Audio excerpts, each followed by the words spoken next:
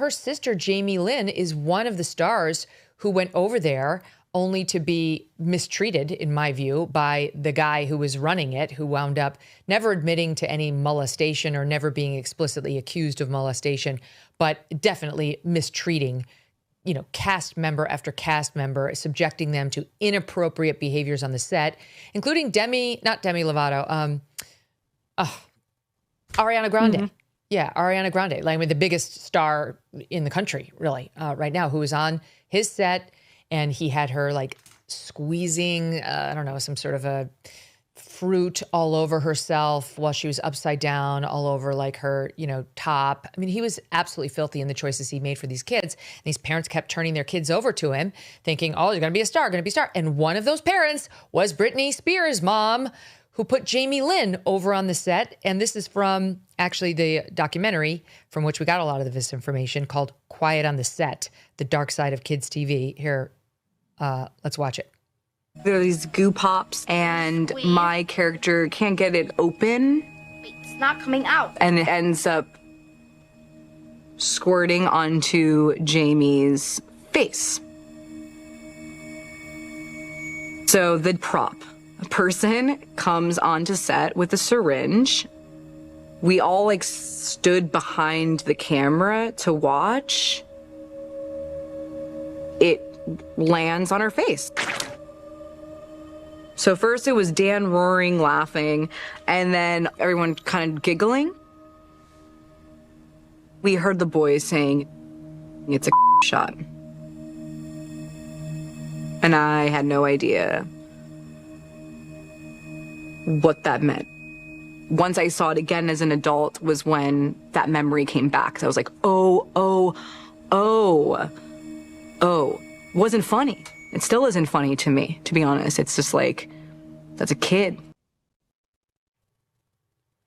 That was Alexa Nicholas, the star of Zoe 101. She was on our show.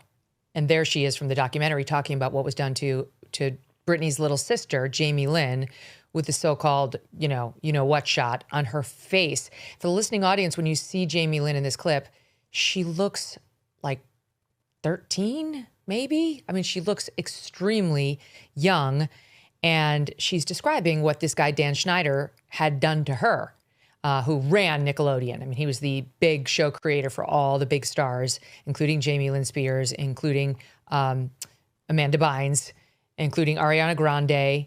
And this is what, I'm sorry, I'm sorry to be so harsh on the Spears parents, but they deserve it. This is what happens when you shove your kids into an overly sexualized environment too soon, too young, with too little supervision and love. And it's money all around. I mean, I think what we've seen with them is they were clearly blinded by the wealth and the fame, and it's money from Nickelodeon's perspective. And it's so disgusting, the fact that you would be getting money from that. But that stuff doesn't go out on air unless the person at the top, like a Dan Schneider, thinks it's good. And that's insane. I mean, the fact that could have ever aired on children's television, you look at it and you just think, even back then, we weren't that different as Americans back then. Parents must have been watching that and thinking to themselves, what the hell is this? Yes. I watch those shows. Yes, This is my demographic. I don't remember this stuff. But for parents to be like, yeah, who would use a tween for this so-called you-know-what shot? Mm-hmm. Who would do that?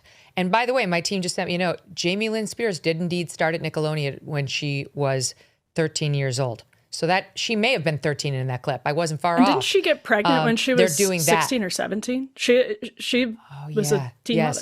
Yes. She was 16. Mm-hmm. And here's this. Look at this. My team pulled this from Britney's book.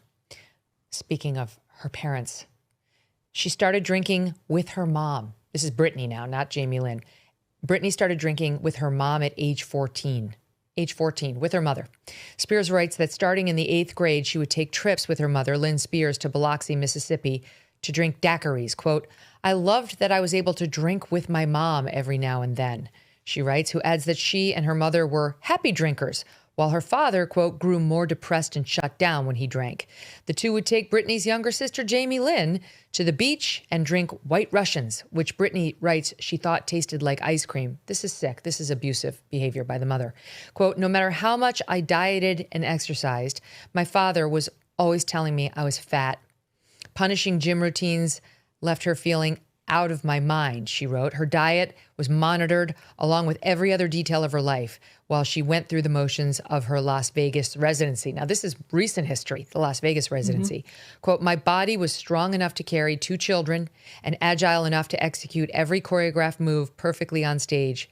And now here I was having every calorie recorded so people could continue to get rich off of my body. That's how you wind up like that, Emily, notwithstanding worldwide fame and adoration and money so voluminous you don't quite know what to do with it. Yeah, your own father isn't tracking your calories like that unless he's trying to make money off of you. It's so disgusting.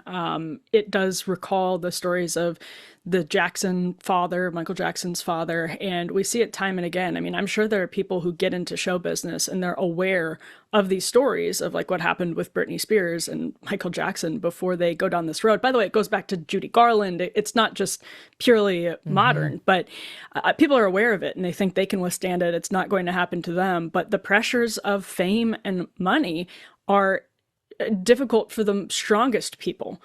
And so to be able to withstand those pressures is borderline impossible, I would argue, without faith. But Britney Spears, people may remember, was also actively marketed as somebody who was a person of faith. And that was clearly done by her team and her parents. And I don't know how serious they ever were about that, clearly, because they got sucked so easily into this world for both of their children. While they were watching it happen with their older daughter, they then put their younger daughter into it, obviously because they were so blinded by money. Yeah, they wanted the dough. And not just like, Mickey Mouse Club. Okay, so it started off G-rated enough, but it was very soon thereafter R-rated. And both parents seem fine. What mother is having White Russians with her 14-year-old daughter and the younger sister, she says? I don't know at what age they were then. And then comes the abortion incident with Justin Timberlake. That she wrote as follows.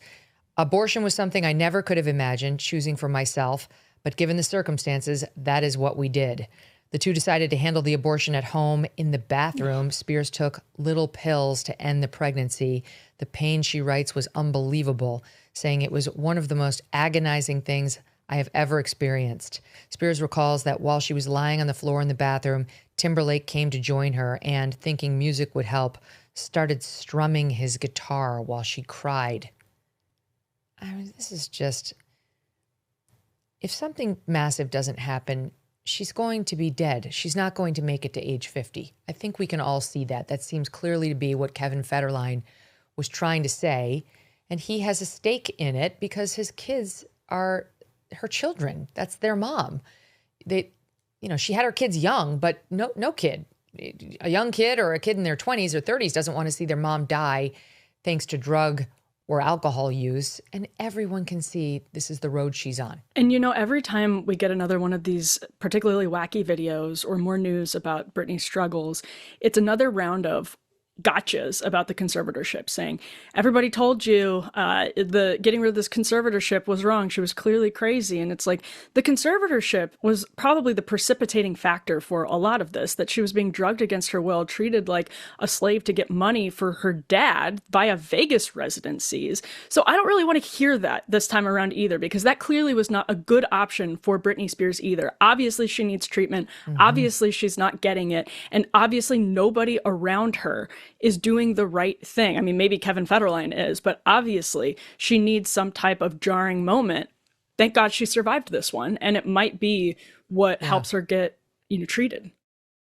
Think about this. In 2006, $20,000 equaled roughly 33 ounces of gold at spot price. Okay, $20,000 got you 33 ounces. At today's prices, those 33 ounces would be worth about $165,000. That would have been a very good investment.